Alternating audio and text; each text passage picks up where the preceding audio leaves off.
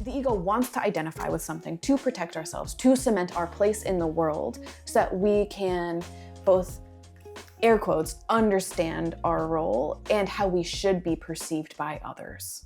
That's kind of how I think about ego. 2 words came to my mind. Pain, friends. body. Those aren't the ones, but close. Yeah. Hey, you found yourself in the groove, a podcast where we create space for reflection and conversation to unfold. We explore the human experiences that connect us all to deepen our understanding of ourselves, our connection to the world, and the ways we engage with the aliveness within us. We're glad you're here.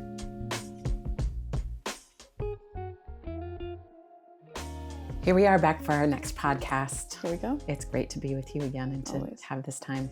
You know, before we started this, for those of you listening, you know, you kind of have to get into your mindset of being here on this podcast. And one of the ways we started before we actually started recording this one is to think about 3 things that we're really grateful for. And it was a great conversation. And I know both of us talked about how grateful we are for the conversations we get to have and the insights it creates for both of us, both on the camera and off the camera. Yeah. So thanks for doing that with me. Yeah. No, it was a nice way to ground into it and just extend ourselves out a little bit before we ground in. Yeah. And I think for everybody listening or watching, you know, sometimes, especially right now, there's so much uncertainty for so many of us and feelings of like tumultuous feelings, I guess. And really intense ones. Yeah. It doesn't mean ignore those and don't pay attention to those that are there, but also to take some time to remember what you're grateful for, because you said it can be really grounding. And I think that's so true. Yeah. Yeah. And so now we're ready to get started. And now we're back in it. Yeah. So I'm Carly. I'm an artist. I'm Chris. I am an educator and a life coach. So we've been exploring structures that create space for us this season. And we've done quite a few at this point, which has been really cool. And today we're talking about something that I have been so excited to talk about this whole time. I have been like waiting for this episode. And basically this structure is what we call the 7 levels of energy. And it's something that I think about all the time in my life. Like at this point, almost more than like zones of growth. Like this is kind of like one of my principal favorite structures to just have as kind of this groundwork, this framework to exist in. And you're the one who introduced this to me. And through some of our conversations, you were kind of like, hey, check this thing out. And I was like, and I will. And I would love for you to maybe give us a little rundown of how you learned about it. Yeah. And maybe a little background on that. Before I do, one of the things that just crossed my mind, you were talking about growth zones, and that's a structure we've talked about. And I think as we go through this podcast and people who've listened to that podcast will see it in this as well. And I just want to say that there are a lot of the concepts we're talking about that are really going to intersect. So that's been the whole point, is like, yeah. how do these structures also, like, they are interwoven. Yeah. And one of the things I think that's really exciting is you can engage, or I can engage with more and more structures and figure out how they do talk and connect to each other. Yeah. And how a lot of it is saying very, very similar things, just in different ways of packaging it or engaging with it. And so as people are listening, all of this is like take it if it resonates, and like make it work in your life if it does. And this is not like a one size fits all by any stretch. Yeah, very well said. So I shared before at the start of the podcast that I'm a life coach, and I'm a certified professional life coach. I went to a program called iPEC. It's the Institute for Professional Excellence in Coaching. And one of their formats that they use are the 7 levels of energy. And really, it's a way of looking at all of your actions, reactions, things you do, feelings you have, thoughts you have, and it has this container for them. And to start, I think the best way to describe it is there are 2 containers for energy. One is catabolic and the other is anabolic. And there are variations of those that live in those 2. But I think to start with just understanding catabolic energy versus anabolic energy, all the 7 fall into one of those 2 categories.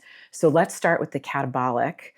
In catabolic energy, there's level 1 and level 2. But before I even describe those 2 levels, like for you, as we've been talking about this over the years and you learned about it from me, when you think of catabolic energy, what kind of comes up for you?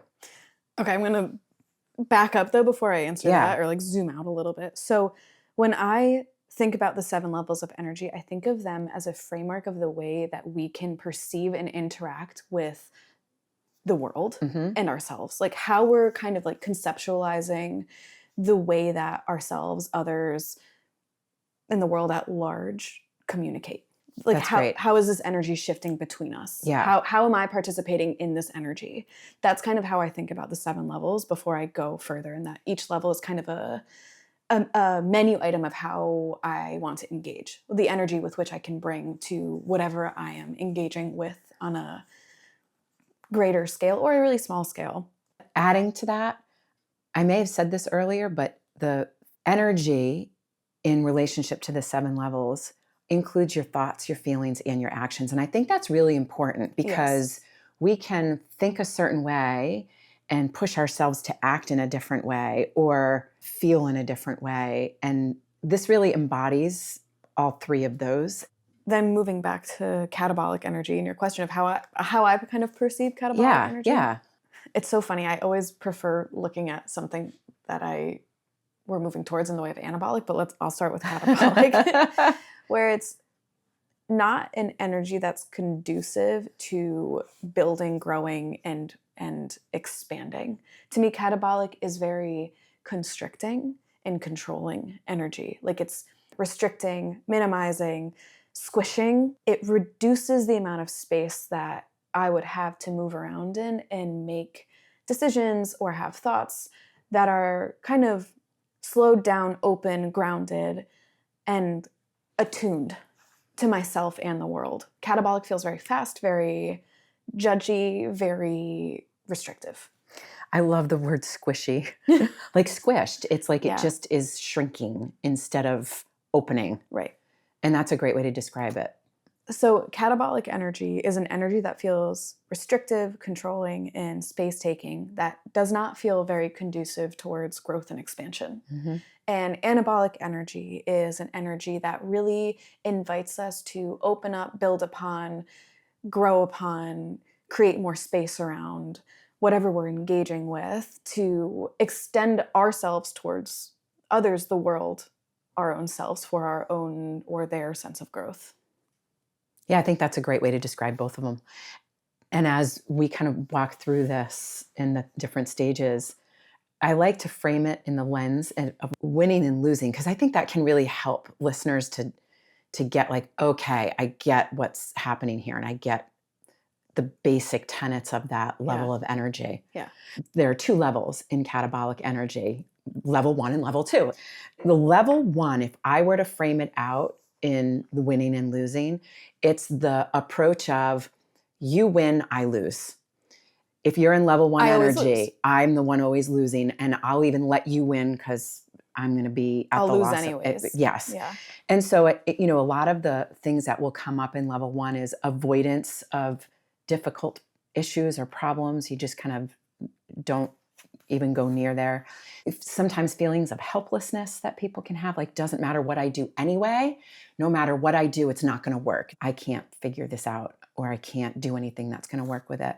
I think there's also a degree of feelings of unworthiness that can come in this one, and also some victim thinking. And I think that resonates with what I said before, which is no matter what I do, it doesn't work anyway, so why bother? And I think it's also important to say, we've all been there. Yeah. Everybody has been in this level of energy, and just because we know about it doesn't mean we won't ever be there again. I was just going to say that these levels are so transient. Like, we kind of move between them. Yeah. And just because you're in one isn't bad or wrong, and no one lives in one level all the time. Correct. Yeah. I think knowing about it, though, also allows you to move. Is that the level of energy I want to be in? And if it is, great. Create if some it's- space for autonomous decision-making around where you want to be. Yeah. And you Yeah. can also start to shift it if you want to. You can know where you want to go. Yeah. Yeah. Yeah. Yeah. And direct yourself in there. Level 2 is the I win and I'm going to make sure you lose. Because it's this idea of we can't both win. It's a zero-sum theory. It's a zero sum. Yeah. One is the winner and one is the loser. And in this level of energy, I think it's a little bit higher of an energy because there's a little bit more of approach a person takes to say, no, I can win this. Like a belief in themselves in Yes. some capacity. Yes, which is why this is a higher level Sure. than that level 1. One of the things that's intriguing me Yeah. right now, as I'm just thinking about it, is both level 1 and level 2 really deal in the concept of duality. Yes. Of like, if not one, then the other. Yeah. Like sort of in that all or nothing thinking space. Yeah. Yes. And automatically when we start to get to anabolic energy, there's going to be that shift from somebody's winning and somebody's losing to more than one person or party can win. Like it's multiple winners. Like it doesn't have to be a win-lose situation. Right. I talked a little bit about the I win, you lose. This is catabolic, though. I think it's driven typically by the feeling of anger and resentment and the desire to make something happen, but coming from a feeling and an emotion that's anger. And almost like a proving. Yeah. Like a very proving energy of, I have to prove that I can win. And one of the ways that I'm proving that I'm a winner is that you're a loser. Yeah. So it's looking, in some ways, outward for your own internal sense of validation, using air quotes. Yes. It's very much a black and white. You know, you talked about the binary, like the win and the lose. It's very much black and white thinking, right and wrong thinking. And if I'm right, then I can prove that I'm right, which must mean you're wrong. It's just a very, I think, polarizing in a lot of ways. Yeah. Which also kind of to me signals this rootedness in judgment. Yeah. And often when we're rooted in judgment, we're not open because judgment is something that can protect us, especially if we're feeling some sort of like shame around something, I would say. Like judgment is something that we can be very concrete in our knowing of if it's right or wrong. And that sense of knowing or that sense of being right can create this sense of, again, air quotes, safety or like really control. And I think we maybe mix up this feeling of safety with this feeling of control, where we feel safe if we feel like we're in control. But in reality, like we're not in control of the world. No. The second level kind of fools us into thinking if you're winning, then you're in control. Because if there's only one of two options and you're in a better option, Yeah. then you're also winning and controlling. Yeah. It at least has some traction for motion and for making changes. But what it's rooted in is not very sustainable. Yeah. Or joyful. You don't end up having a lot of joy about what you're doing. Like just proving somebody else is wrong or that you're right doesn't bring a lot of connection. No. Well, and I would imagine like in any experience, there's kind of this cycle of continually asking yourself, like, am I right or am I wrong? Am I the winner or am I the loser? Yeah. And even just that cycle of constantly asking yourself to name yourself and judge yourself as the winner or the loser and judge someone else as the winner or the loser is not creating space for genuine, curious connection. Yeah. Yeah. Can you think of times you've been in just a little bit of a catabolic energy, whether it's level 1 or level 2, like times that might pop up for you and it gets just like poked? I notice it a lot in traffic. Not from, like, I don't have road rage, but I notice it happening.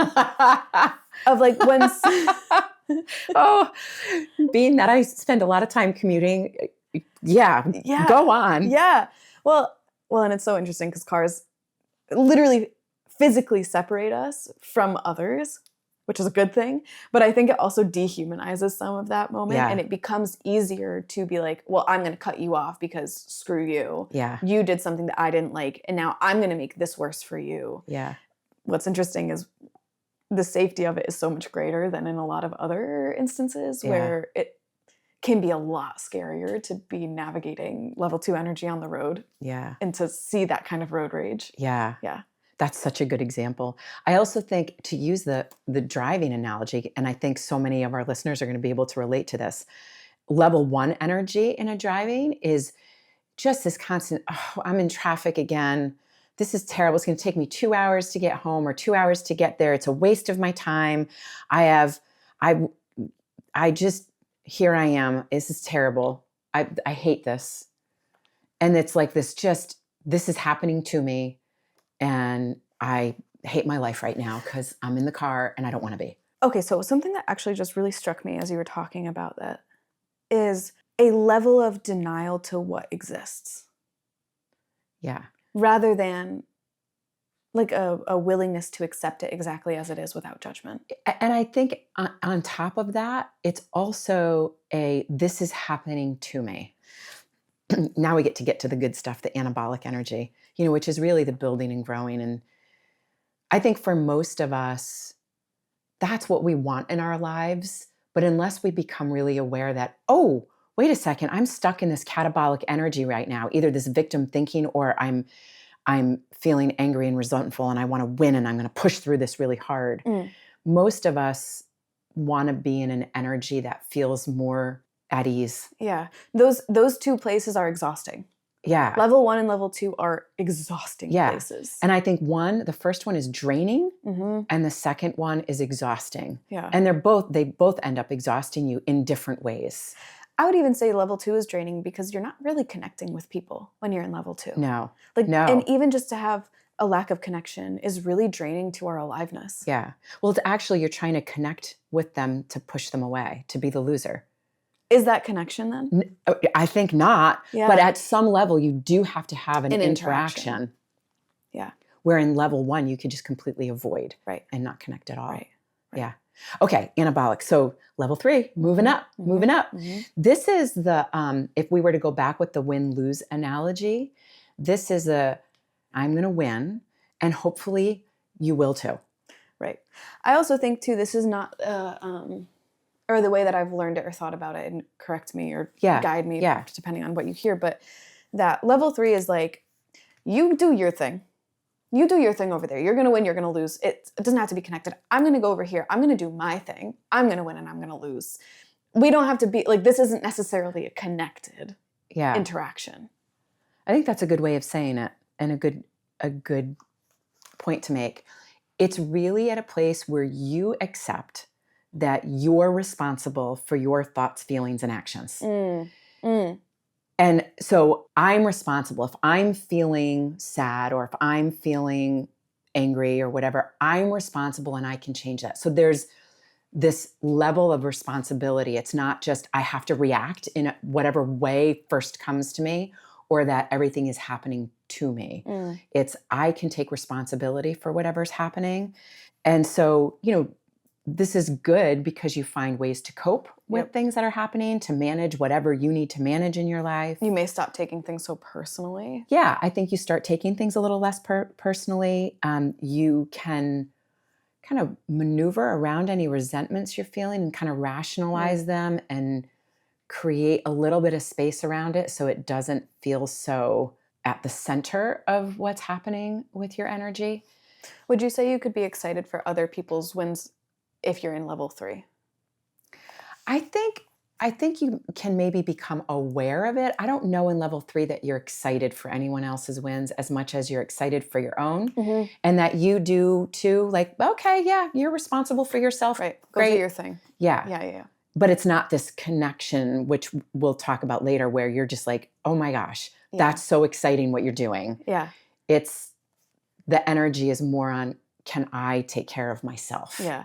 It's almost like the first level where you're really turning and extending towards yourself. Yeah. Like allowing that to even exist as a possibility of creating space for yourself to exist within without labeling it a win or a loss. Yeah.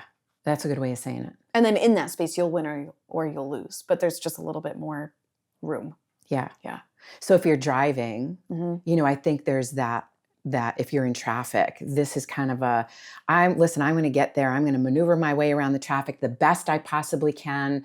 And I can make sure that I'm not feeling really angry or disappointed. Like, it is what it is. Yeah. And I'm going to get there in the most efficient time that I can, given whatever the circumstances are. I can't control that, but I can control my own reactions to it, how I see it, and how I'm driving in You're it. cruising in the middle lane. People might pass you. As you come up to someone, you're like, oh, time to pass them. Yeah. And then you get back into the middle lane. But there's no like, I can't believe they passed me, or who is this guy going so slow? Like, it's just like, or I can't believe this is happening to me. Right. It's just like, no, this is a fact of life. Right.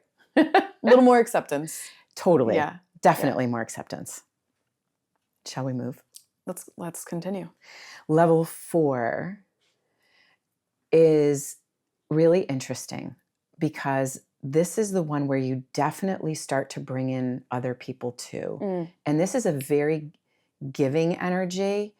And if we were to do the win-lose thing like we've been doing, the energy of this is, I want you to win, and then I win. Yeah, if you're winning, I'm winning. Yes. And sometimes it's, I'm winning because you're winning. Right. And so it's a very giving energy and a very nurturing energy that you give to the people around you. I think of parenting is often very much in this very giving energy and nurturing energy. Yeah. So this one is always a really interesting one to me because I think this is one that can be very quickly moved out of balance. Tell me more. So I see this as almost putting all energy outside of yourself for that internal validation of self. And I think that can create a lot of pressure on both the person like spending the energy, extending the energy, and the person that is maybe being put in this place of, you have to win so I can win. Yeah. And I think this is a really interesting dynamic because once this attachment, I think, starts to the person or for the person that's spending their energy, it can create this relationship within themselves of, if I want to win, this person has to win. And then it's like, well, then what I consider winning is what this person has to do. Which so can become a little controlling. Yeah, and I think this is a place where the ego can pretty quickly grip and take an identity of like, I'm the giver, I'm the spender of energy. Like, I want to make sure that you win. And it can be altruistic in its entirety. Like, it can truly be altruistic. And I think it can also start to shift into this gripping. I think it can bounce to level 2 really quickly. Yeah. There's almost like a shortcut back. Yeah. And I think it's when the giving starts to have an expectation. Yeah. And it starts to feel like, I'm giving this, so you should. And we could talk about shoulding, because I often say don't should all over yourself. Yeah. But you can get resentful because you're giving, and if you don't see the return of what you want and what your expectation might be, then you can really start to go into the resentment, and then you're in level 2. As soon as the resentment starts to be part of the lexicon of the way you're interacting. If I am going to go into level 4 energy, it is a place of giving, and a place of giving freely. Yes. And I only want to be in level 4 if I am fully willing to accept that there is nothing that needs to come out of this. There's no expectation. There is no expectation. If I am in level 4, it is with a full eyes wide open, like, this is a gift I am willing to give, with the understanding that there may be nothing in return. And if I cannot fully accept and be okay with that, then level 4 is not the place that is going to serve me or others. And then almost don't give it. That's what I'm saying. Yeah. Like, I think of gift giving, actually, like around the holidays, you're giving gifts, and I think for so many people, when you talk about gift giving, and I've been there too, it's like this chore, and it feels like you want to give and you can't find the right gift. And then it just feels like this loaded giving. And then if I give you a gift that's worth X amount of dollars, and you've given me only something that's worth half that, or vice versa. So now it doesn't really become a gift anymore, which really, when you think of giving is a gift. And so if you have a gift you want to give without any expectation in return, like you are somewhere and you see something that just so and so would love this, and I want to get it for them and gift them with it. And then you give it just for the joy of giving it. I think that's a very pure level 4 energy. Yes. Versus the, I'm going to give this to see how much this other person thinks of me. That now there's this expectation. Mm-hmm. And then it can flip to the level 2 energy. This is so good. Yeah. So I was just thinking about how in level 4, we have an opportunity for us to really revisit this relationship between winning and losing that's very similar, where if we're thinking of this in binaries, if we're thinking of this in rules, if I win, you win, the flip of that coin is if you lose, I lose. Oh. So if you win, I win. If you lose, I lose. Yeah.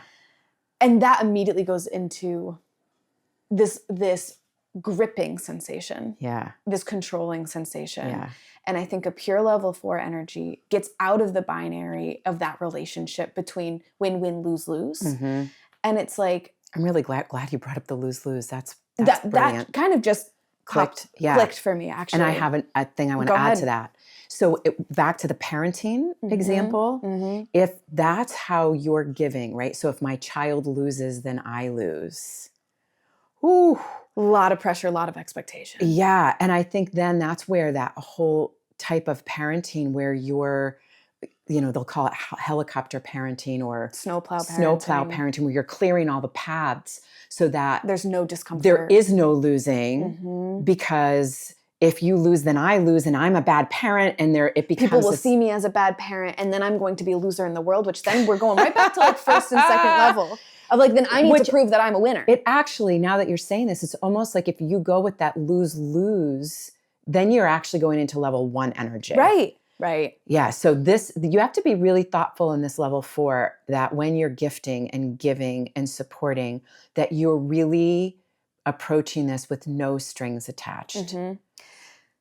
I think something that's interesting too is I think often mothers, women are expected to exist within level 4 energy. Yeah. Of this constant willingness to give. Yeah. To make better. Yeah. To improve for others. To put yourself second or last. Because then you're good.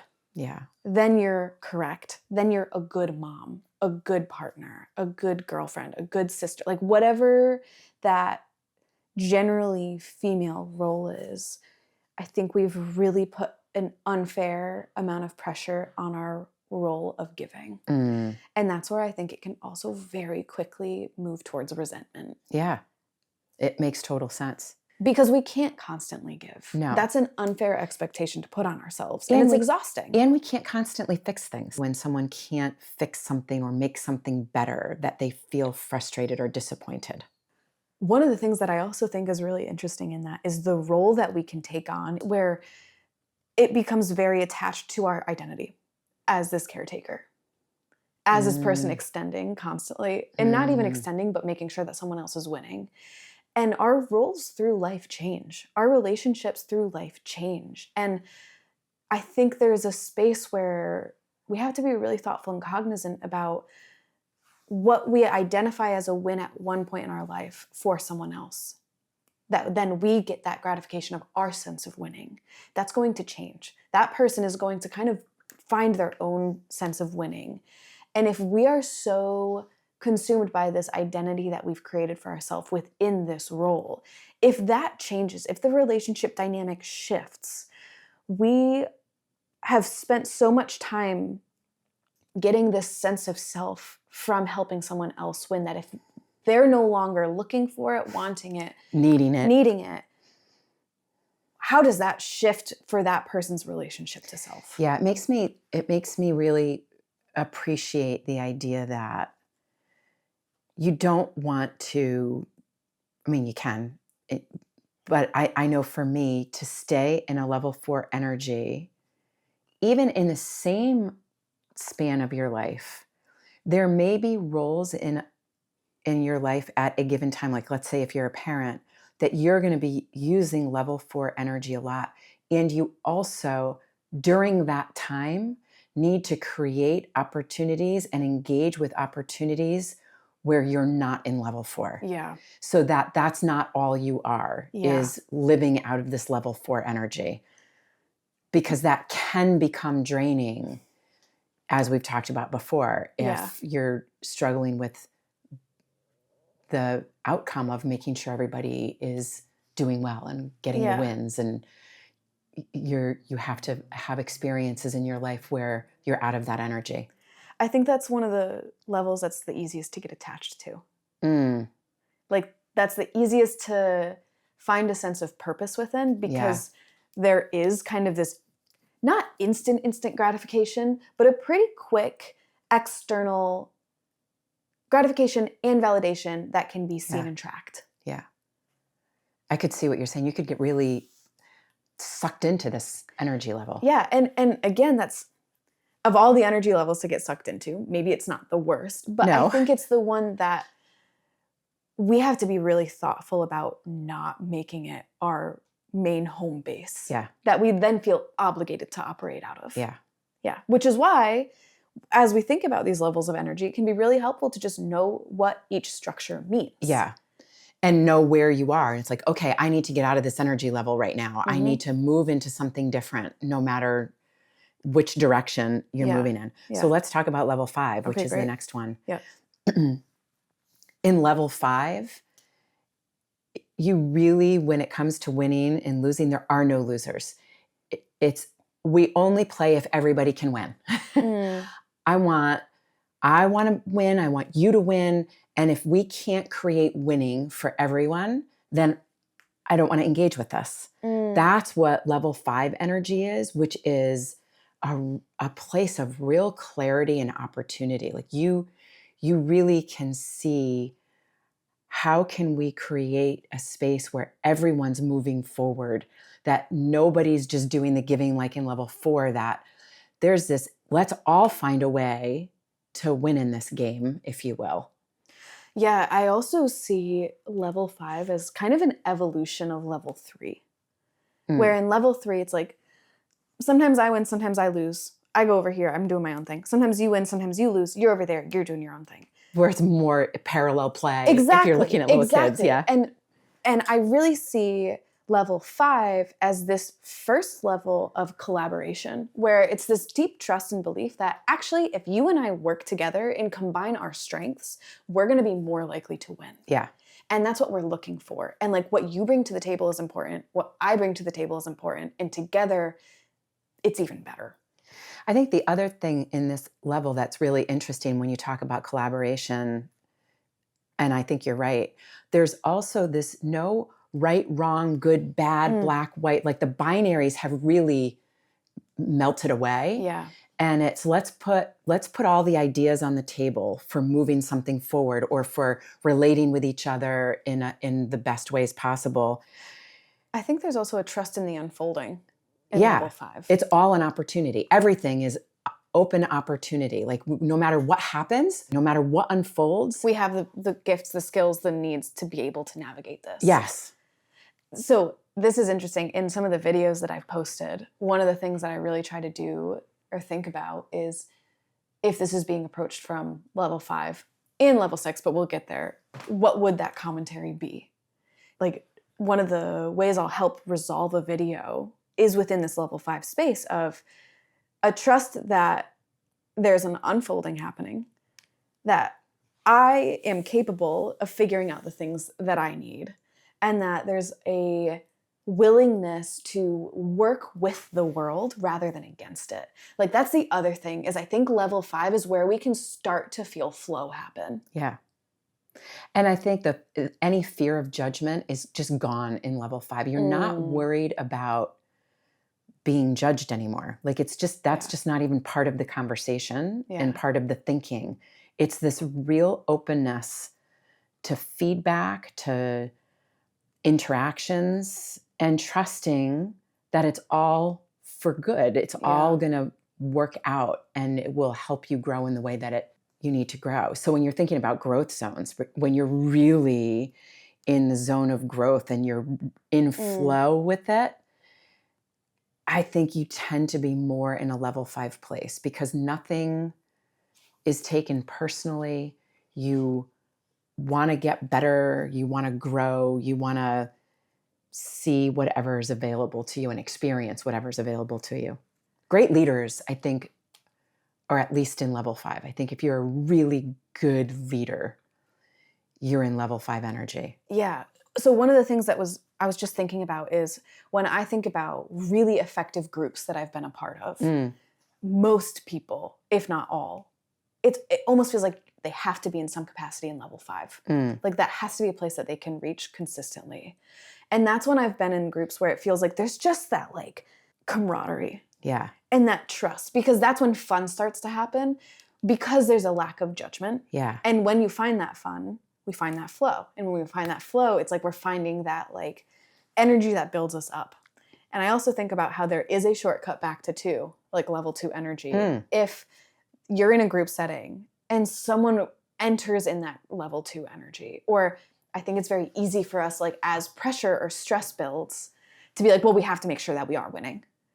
And so it's this kind of delicate balance because the deeper you get into 5, the more you have to trust what you can't see and that it will unfold. And hopefully as you've been moving through 5, you can build that sense of trust in the unfolding. But it's like once we question that trust, once we start to grip and be like, okay, it's going well. We need to keep winning. It can very quickly swing. Pressure is an interesting thing. When I do some work in adventure, when we're doing whatever initiative that a group is trying to solve, if you start adding a time pressure or a competition pressure to it, the interactions in the groups really change. And it's great conversation about what happens under pressure and what's the sweet spot of pressure and how can you help yourself to let go of the pressure that moves you out of your sweet spot. It's almost like pressure magnifies the prioritization of winning or losing or can. And that's where it's like, okay, instead of pressure as the line back to mainly caring about winning or losing, which is level 1 and level 2 energy, it's in the binary sense of it. Yeah. How do we stay in winning as a greater concept, not just in this one situation? I think you really start to move outside of your own ego. In fact, I don't think you can be in level 5 and operate from your ego at all. Yeah. I think there's also in this level 5, there's just such an acceptance of other people. You're not trying to change anything about anybody, which is really interesting because you brought up that, if a level 2 energy comes into a group. And I think really solid level 5 people who operate out of that level consistently can influence the environment to stay in a level 5 by how they engage with the level 2 and how they bring them in. So I think if you're really in a level 5, it's hard to move you into a lower level because you're just functioning in a place that's not ego driven. And you can notice when it is and make the decision not to engage with it. Not to cut you. Or to use your level of influence. You can't control anybody else, but certainly, especially once you get into a level 5, your influence to bring others into that zone, into that level, is a lot higher than if you're in any other level of the ones we've talked about. Yeah. Really quickly too, when we're talking about ego, let's just kind of define what we mean by that. Because that's a word that's thrown around a lot. Yeah. And even if we've done it in other episodes, let's just make sure that we're kind of on the same page with our listeners of like how we're understanding ego. And I'll kind of toss mine in. And then if you want to like massage, play around. But I kind of see ego as a shell that we use to protect how we feel about ourselves, often rooted in shame and making sure we don't seem like the loser. The ego wants to identify with something to protect ourselves, to cement our place in the world so that we can both, air quotes, understand our role and how we should be perceived by others. That's kind of how I think about ego. 2 words came to my mind. Or Pain, frames. body. Those aren't the ones, but close. Yeah. I think your ego is a lot of the presentation of who you want to show the world you are. Mm. And it's a place where you end up having to prove yourself. And so if you ever find yourself having to prove that I'm fill in the blank with whatever it might be, that's you operating out of your ego. And the other word that I think of is, which is a little different than proving, is validating. You know, so if I'm doing things for the validation that I'm good enough, that's your ego talking. Your ego is going to ask you to always prove. Yes. And do something so that you can be validated for who you are. And I think once you let go of that and you're in that level 5, for example, you're not looking for approval or validation or to prove yourself. It's, I'm going to bring to the table my thoughts, my ideas, my input. And it doesn't matter if people like it or don't like it. It's irrelevant because it's just putting out things to see what happens and what can be created from that. And so you're no longer taking things personally. If somebody doesn't like an idea or disagrees with an idea or a thought that you have, you're no longer feeling like, oh, I shouldn't have said that because that was a bad idea. It's like, okay, I threw something out there and it gave us something to agree with, disagree with, build off of, change directions with. And so it's really all just for play. It's not for proving yourself, which is all ego driven. I was just going to say, it's level 5. It kind of asks us to trust that we're enough exactly as we are. That there's like, that's kind of a requirement in level 5. I still tell you and your sister at various times, you are perfect exactly as you are. And it doesn't mean you don't make mistakes. That's not what that means. Or that you've achieved the perfection that you now have to uphold. No, it's that bringing you exactly as you are to the table is perfect. It's just what we need. And I think that's also that level 5 energy of you are exactly what you need and what the world needs as you are. That's what level 5 energy is. It also makes me think about how in the natural world, it's almost operating at least from a level 5 energy. And I think that's one of the things that can be really beautiful about getting out into a forest or being among a forest, among mountains, among an ocean, among sunset, like among a field, among bugs. We never look at a sunset and go, that wasn't good enough. Yeah. Do you know what I mean? It's like, whether there are clouds or not clouds, like, right. Yeah. And like, if we're judging a sunset, you kind of go, am I really judging a sunset right now? Like, the sunset, it's doing exactly what it's supposed to do. It's doing exactly what it's supposed to do. And the other thing I think about with a sunset is the most beautiful sunset in the world probably happens every single day, whether eyes are there to witness it or not. Yeah. Like it is happening because it is. It's not proving, it's not striving. And when we get to witness it, what a gift. And when we don't witness it, it's still happening. And I also take a little bit of comfort in that. Like knowing that that's happening somewhere in the world, even if I'm not there, like it continues. And whether I can look at myself and see it or not, it's there. Yeah. And that's where I start to move into this deep sense of trust of like, okay, I am exactly who I am. And what does it feel like if I just trust it? And it's something that I've really been thinking about a lot recently of like, okay, actually, what would happen if I do just trust that I'm enough exactly as I am? True confidence, which is different than bravado. Yes, or arrogance, which brings you really to the level 2 energy. Like this is true confidence that I am who I need to be and I have things to offer and so do you. And so there's also, I think, this gift of when you're in level 5 that you're really happy when other people succeed. Not because you've done anything to make them succeed. No, it's like in level 4. High tide rises all boats. Exactly. And so there's this energy and excitement and you can be inspired by what others are doing and not feel any sense of envy or jealousy, that it's just, no, like there's room for you and there's room for me and there's room for all of us. There's to enough do to all go the around. things. Yeah. Yeah. So a real confidence in this level. I also think, and peace. Yes. Like this sense of peace and calm that things are going to work out, because how can they do anything but? Yeah. Because we can design the experience to do that. I also think it's when we're in level 5 and we do come to a point of failure, it becomes an accepted part of the process. The failure is not the judgment. No. It's part of the process. And it becomes a redirection. Yeah. Like a failure isn't like, okay, well now we need to point fingers because we got to figure out why this failed so that we never do it again. Fail. Or who made it fail. Or like, now we have to overthink this and like re-scrap and rebuild trust. And it's like, no. Like this is just like information.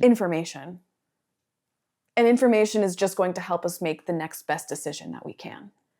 And even just saying that creates so much space. Yeah. Because now all the shame of making the wrong decision has been dissipated, because we can look at it exactly for what it is, whether that is the shame feeling, and be like, oh, no. Like, this is just part of this process. The shame isn't the anchor that I must bear in order to move forward. Which brings us, I think, to level 6. Yeah. This is fun, because you think when you hear level 5, like, what's better than that? Or where can you go from there? Right. You mean there's more? Yeah. And the place you go from there, where level 5 is, we all win. Mm-hmm. Let's create the ways for us all to win. In level 6, it's, we always win. Yeah. Everything is a win. No matter what happens, it's a win. Even if we lose, because we're learning something from the experience. If you're in a true level 6 energy, you recognize that even in the loss, we win. Mm-hmm. Because we've grown, we've learned, we can apply things, we know what else needs to be done. And even in that loss has purpose and value to move us forward. So it's like the failure. If you fail and you use it to move you forward and to learn and grow from it, then actually the failure was a win. It was a success. Yeah. Yeah. I think as I hear you saying this, and something I often think about is this space in level 6 where we can kind of start to tease apart these concepts of truth and fact. Like they kind of start to take on their own perspectives, and we can kind of peel them apart. Because I think sometimes we think truth and fact must be the same thing. But I think, like, okay, for example, if we're thinking of any sort of game, any sort of match where there is a loss, okay, the fact is one team wins and one team loses. And on a record, it's the same. It doesn't matter. You lost. The truth could be the game went into like 3 overtimes and you won by 2 points. Or the truth could be it was a total blowout. But the fact is one team won and one team lost. Yeah. And like, level 6 creates so much more space of gray. Like level 6 is like, actually, it's not just a win or lose, because there's so much. But to go back to it, it's actually, we won. Right. Even if we lost. It's not just taking it at face value or at judgment as its worth. Yeah. Yeah. This stage 2 is a place of such intuition. I think your intuition really starts to become such a part of your day and your life when you're in level 6, because you just start to feel things and know things because you trust that it's all going to work out and it's all going to be a win in the end anyway. You're in rhythm with yourself. Yeah. And the world around you. Yeah, that's a great way of saying it. Yeah. Because it's like everything that you experience and everyone you interact with is all part of you. Like you start to see yourself in all of the experiences and the others that you interact with. And that's where I think the intuition comes in. Because if you can see yourself in others and in the interaction of others, then you start to sink into your being. So not only is your ego gone, but you're also interacting with anything else in an egoless way. And as if it's egoless also. Yeah. It's almost like in level 6, you're really the vessel and the water.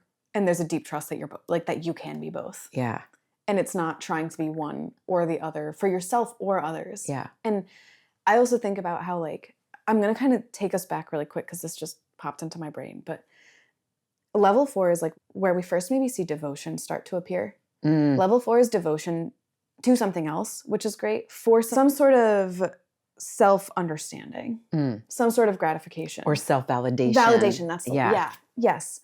But 5 and 6 becomes, I think we see devotion to an unfolding without a gripping of what it should be. And I think both can exist. Like, there's different ways we can engage with devotion as a concept. But level 6 to me is this full trust of devoting yourself to the process of allowing your aliveness to guide the unfolding of your life. And also to me, as we've talked about this definition of love, of like the willing extension of yourself towards the spiritual growth of yourself or another. Yeah. That's like level 6 is, and level 5 I would say too, but level 6 is really Even an more so. embodiment of that. And that's what's guiding us. With that, I think the other piece of that is that when somebody's in a level 6 energy, when they're interacting with others, their goal isn't to make you happy or to make anybody else happy or to make sure you win. Or feel enough. Like, it's just inherent. Yeah. Yeah. It's just to be. Yeah. And to interact with the other beings without the pressure of making anyone else happy or giving anybody else a win. And that even if something happens where there's a disappointment, that's all part of the learning and growing. And it's not about whether it's good or bad to have said something that might have disappointed someone else. Yeah. You just know that that's part of the interactions. Yeah. And it's okay. Yeah. And so I would imagine sometimes in this level 6 energy too, if somebody's not quite there and doesn't experience that place, and I think this happens probably to everyone, is you can feel disappointed or like the other person, it doesn't matter if they're making you happy, like they don't care. And it's not what it is. It's just this deep trust that whatever you're feeling is okay and we can move through this and be okay with it all. And that it's not my job to make you feel happy. It's just my job to be here with you in this space. And that doesn't, in addition, because I love where this is going, level 6, I think, has roots of compassion without obligation. That's great. Compassion without obligation. I see you. I see your hurts. I see where you are. And that's all I need to do is to be there to witness it. I don't have to change it for you or shift it for you. And I can't. Actually, believing that I can is a disservice to both of us. Yeah. And it would really throw you into level 4. I was just going to say that. Yeah. Exactly. And like that's halts and creates friction and distance, actually, where no longer am I witnessing you exactly as you are. Now I'm taking responsibility to make it better or shift the situation. So that maybe now I feel better about shifting the situation or shifting the roles that we're playing. Which together. is level 4. Right. It's I want you to win. And then because you're winning, I'm winning. Yes. Yeah. Being in level 6, as I'm thinking about this, is allowing your way of living to be an invitation for others to live in a way that feels really aligned for them. And it's not an obligation that they need to.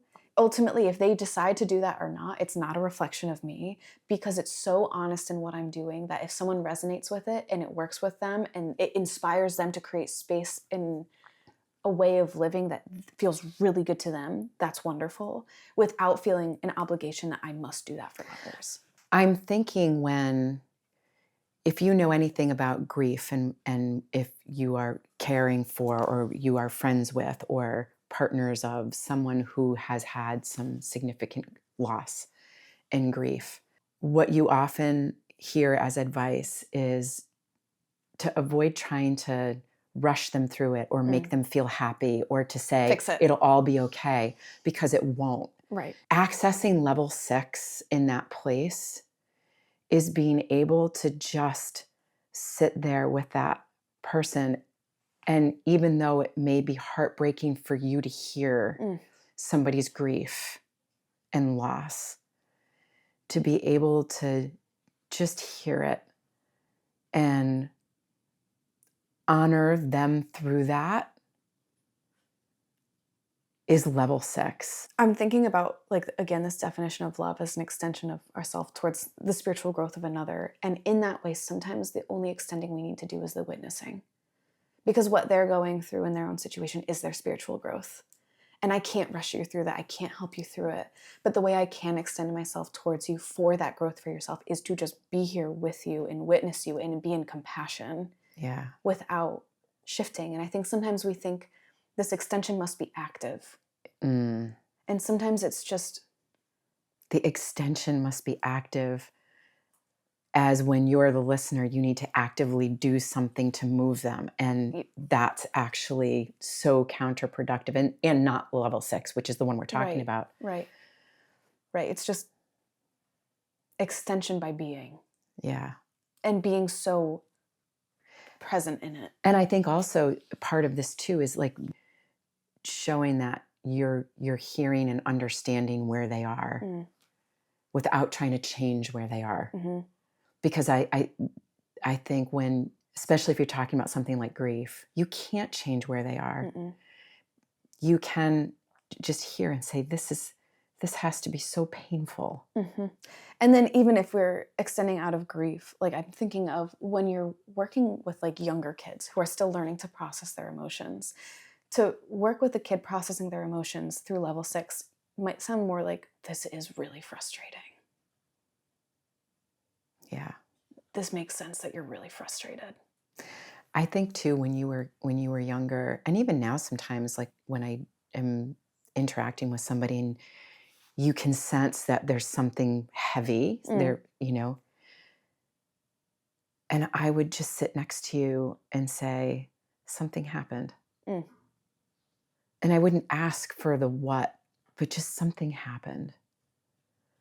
And that alone, just hearing somebody say something happened and recognizing that something is causing some heaviness in you and I see you. That's ultimately all you're saying is, I see you. And you don't even need to tell me what it is. I see you. I was just going to say in the part 2, which is the really important part, is that if the other person does not bring something forward or does not share the information, that is also very okay. Yeah. And that trust between the two people of like, this person is here and I'm not expected to share this. And if I'm the person asking or saying something happened, that they're not the one, that I'm not the one, if I'm the person asking, taking it personally if they don't share it. Yeah. Because again, that moves us back into that like 4-2 space. Yeah, because you want to fix it or you want to change how they're feeling. Or like, they're not telling me, I must not be good enough. Why won't they tell me? What's wrong with me that they're not telling me? Why don't they trust me? Yeah, and then it's not, then your ego's talking, ultimately. Yeah, and in that 6th space, it's very, I am here if you want to talk, and I will not take it personally if you don't, and I'll just sit with you in this space. Like, we can let this unfold how it needs to without rushing. Like, I think often it's our job as that person asking to just hold space and slow it down, which can be really hard when there's space and it's slow. Because we so often want things to be solved, or if there's space, we want to fill it and we want to have momentum and we want to know something is moving forwards and we're like, we can check the boxes and we've done the thing. And it's like level 6 sometimes just asks us to be. You can't move through the feelings so fast. Slowing it down is really important. And whatever the feeling is that comes up, it's allowing it to be there without shifting it. And a person can certainly decide to shift their energy and their emotion, and you can just be with it and invite it in and notice it Yeah. and know that there's purpose and value for it. It serves a really important purpose. And I think that's so indicative of level 6. Like, no matter what it is, it has value and purpose, so that even if you are feeling sad, or you're feeling grief, or you're feeling joy, whatever your range of emotions are, that is there to serve you and the moment and the experience, and to trust that. And trust without defining it. Yeah. Like, we don't have to define why it's serving us or how it's serving us. We can just trust that it is. Yeah, because as soon as you're rationalizing, I think you're automatically starting now to shift really into level 3. Yeah. All right, so let's go to level 7. Okay. It's time to go to the final level. This is my favorite. This is my favorite level. You can get higher than 6. There's another level. And when we talk about winning and losing, in level 7, winning and losing are illusions. They're not real. Winning is not real, and losing is not real. It doesn't exist. It's not a thing. That's level 7. And when you are in level 7, it's this completely objective, fearless thinking, feeling, and being. You're not even in the flow. Like, you just are the flow. Yeah, I like that. You are the flow. Yeah. Yeah. And this is also the place where we've talked about this before. You can create, observe, and experience all at the same time. So you are not only in the moment of something, you are also observing that moment at the same time. And you're all the moments. Yeah. Like, it's also this understanding, I think, of like, this moment of beingness is actually all moments of beingness. It's like everything, everywhere, all at once. Yeah. Is level 7. Yeah. Like, I think you also understand this cosmic existence. Yes. Of you are really connected to everything and everyone, and you actually share pieces with all of it. And maybe not just pieces, maybe all of you, like your whole thing. You are just a reflection of everything around you. I wrote continuation of space. Like, in level 7, it's I am a continuation of space, in the way that I is not real. Like, the concept of I in as a subject. Yeah. Like, I think so I think a lot about like form and space and how they're in harmony and interaction with each other. And I think level 1, level 2, level 3 are really only concerned with form. Level 4 to level 6 think about form and space in interaction, and increases in the amount of spaciousness of each level of our own beingness as we progress. So like level 6 has more spaciousness in it, while still engaging with form to hold that spaciousness, let's say. Yeah. Level 7, let's You're go just form. spaciousness. Yeah. Like, there's no form to even hold you, because there's nothing to be held, because you're like, the energy is everywhere. Yeah. It's everything. Yeah. There's no judgment. There's no bounds. So that's my favorite level to think about. And it's something that we talk about, where it's a place that we visit. Yeah. Yeah, you can't live in it, I think, because you need the structure of time and space. That's how we operate our lives in a lot of ways. And when you're in a true level 7, you're not considering time and space. Yeah. I think there's also this in level 7, this knowing that, and I touched on this a little bit, you're connected to everything and everyone. There is not a separation. We are all just this Energy unity, this energy. itself. Yeah. Not just alongside each other, but as one.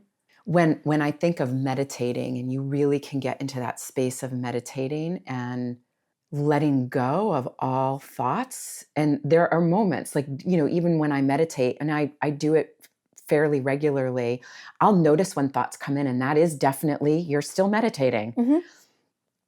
And there comes a point where the thoughts aren't there. You're just spacious. You're just spacious. Yeah. And it's a really interesting place to be. Yeah. Sometimes I'll catch myself if I go there. I'm I'm like, oh my gosh, I'm here. here. Oh no, that's a thought. I'm not thinking. Oh. Yeah. Oh, wait a second. Oh. I think you can create anything when you're in that space. You can, it's when you also have these really amazing ideas that can just appear. It's like this field of pure potential. Yeah. Yeah. Yeah. I was just thinking actually about how in my yoga practice, something that I've learned is our egos are very active. Like even when we don't think they're active, they're active. Mm-hmm. And there's this point that I'll find in yoga where I am so tired. I don't even have energy to hold on to my ego. And then I get into the deepest pose I can. And at first it's like I'm Gripping.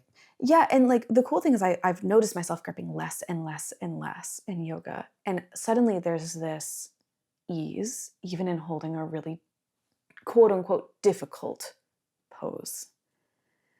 And it's only when the ego, literally there's no longer energy for the ego to feed off of. You're at this spot of exhaustion, and yet there's still so much more depth to it than you could ever imagine.